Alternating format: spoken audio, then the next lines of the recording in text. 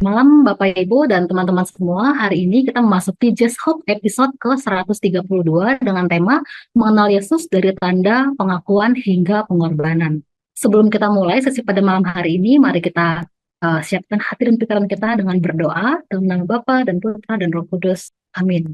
Ya Tuhan Yesus Kristus, bukalah mata hatiku agar aku dapat mendengar firman-Mu dan mengerti serta melakukan kehendak-Mu. Sebab aku adalah seorang musafir di muka bumi. Janganlah sembunyikan perintah-perintah-Mu dariku, tetapi bukalah mataku agar aku dapat melihat keajaiban-keajaiban hukum-Mu. Sampaikanlah kepadaku hal-hal yang tersembunyi dan rahasia dari hikmat-Mu. Kepadamu aku menaruh harapanku ya Allahku, agar Engkau menerangi pikiran dan pengertianku dengan cahaya pengetahuan-Mu. Bukan hanya untuk menghargai hal-hal yang tertulis itu, melainkan untuk melakukannya. Sebab Engkaulah penerangan bagi mereka yang berada dalam kegelapan, dan darimu datang setiap perbuatan baik dan setiap anugerah. Amin. Kemuliaan kepada Bapa dan Putra dan Roh Kudus, seperti pada permulaan, sekarang, selalu, dan sepanjang segala abad. Amin. Dalam nama Bapa dan Putra dan Roh Kudus. Amin. Sekarang saya akan bacakan untuk Katekismus Gereja Katolik artikel 253 sampai 255. Tritunggal Maha Kudus dalam ajaran iman, dogma tentang Tritunggal Maha Kudus. Tritunggal adalah satu. Kita tidak mengakui tiga Allah, tapi satu Allah dalam tiga pribadi. Tritunggal yang satu sehakikat. Pribadi-pribadi ilahi tidak membagi-bagi kealahan yang satu itu di antara mereka, tapi masing-masing dari mereka adalah Allah sepenuhnya dan seluruhnya. Bapa adalah yang sama seperti Putra, Putra yang sama seperti Bapa.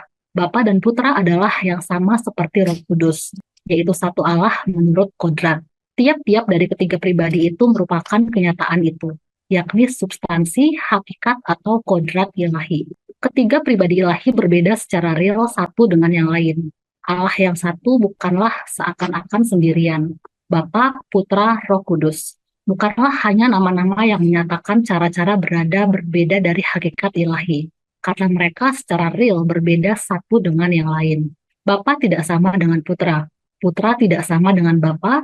Roh Kudus tidak sama dengan Bapa dan Putra. Masing-masing berbeda satu dengan yang lain oleh hubungan asalnya.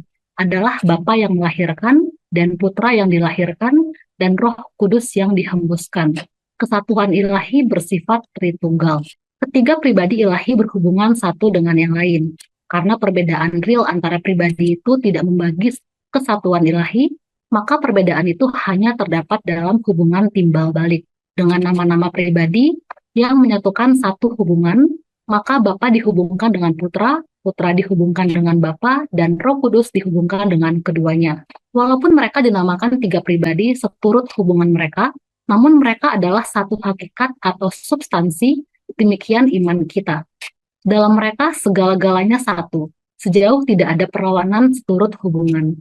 Karena kesatuan ini, maka Bapa seluruhnya ada dalam Putra, seluruhnya ada dalam Roh Kudus, Putra seluruhnya ada dalam Bapa, seluruhnya ada dalam Roh Kudus seluruhnya ada dalam Bapa, seluruhnya ada dalam Putra. Untuk perikop hari ini mengenal tentang ragi orang Farisi dan Saduki. Yang ketiga, Yesus menyembuhkan seorang buta di Betsaida, tempat pengakuan Petrus, dan yang kelima, pemberitahuan pertama tentang penderitaan Yesus dan syarat-syarat mengikuti Dia. Sekarang marilah kita mendengarkan Injil Tuhan. Lalu muncullah orang-orang Farisi dan bersoal jawab dengan Yesus. Untuk mencobai Dia, mereka meminta daripadanya suatu tanda dari surga. Maka mengeluhlah ia dalam hatinya dan berkata, "Mengapa angkatan ini meminta tanda? Aku berkata kepadamu, sesungguhnya kepada angkatan ini sekali-kali tidak akan diberi tanda." Ia meninggalkan mereka. Ia naik pula ke perahu dan bertolak ke seberang. Kemudian ternyata murid-murid Yesus lupa membawa roti. Hanya sebuah saja yang ada pada mereka dalam perahu. Lalu Yesus memperingatkan mereka, katanya, "Berjaga-jagalah dan awaslah terhadap ragi orang Farisi dan ragi Herodes." Maka mereka berpikir-pikir dan seorang berkata kepada yang lain, "Itu dikatakannya kepada kita tidak karena kita tidak mempunyai roti." Dan ketika Yesus mengetahui apa yang mereka perbincangkan, ia berkata, "Mengapa kamu memperbincangkan soal tidak ada roti? Belum jugakah kamu paham dan mengerti? Telah degilkah hatimu? Kamu mempunyai mata, tidakkah kamu melihat? Dan kamu mempunyai telinga, tidakkah kamu mendengar? Tidakkah kamu ingat lagi, pada waktu aku memecah-mecahkan 5 roti untuk 5.000 orang itu, berapa bakul penuh potongan-potongan roti kamu kumpulkan?" Jawab mereka, 12 bakul. Dan pada waktu tujuh roti untuk dan pada waktu 4.000 orang itu, berapa bakul penuh potongan-potongan roti kamu kumpulkan? Jawab mereka, 7 bakul. Lalu katanya kepada mereka, masihkah kamu belum mengerti?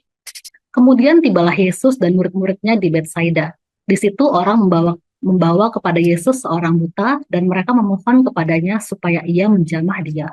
Yesus memegang tangan orang buta itu dan membawa dia keluar kampung. Lalu ia meludahi mata orang itu dan meletakkan tangannya atasnya dan bertanya, "Sudahkah kau lihat sesuatu?" Orang itu memandang ke depan lalu berkata, "Aku melihat orang, sebab melihat mereka berjalan-jalan, tapi tampaknya seperti pohon-pohon."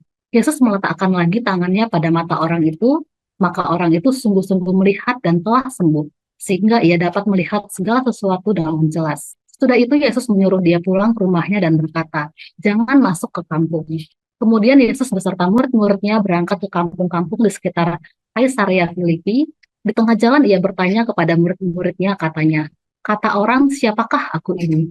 Jawab mereka, "Ada yang mengatakan Yohanes Pembaptis, ada juga yang mengatakan Elia, ada pula yang mengatakan seorang dari para nabi." Ia bertanya kepada mereka, "Tetapi apa katamu? Siapakah aku ini?" Maka jawab Petrus, "Engkau adalah Mesias." Lalu Yesus melarang mereka dengan keras supaya jangan memberitahukan kepada siapapun tentang dia. Kemudian mulailah Yesus mengajarkan kepada mereka bahwa anak manusia harus menanggung banyak penderitaan dan ditolak oleh keluarga imam-imam kepala dan ahli-ahli Taurat, lalu dibunuh dan bangkit sesudah 3 hari. Hal ini dikatakannya dengan terus terang, tapi Petrus menarik Yesus ke samping dan menegur dia.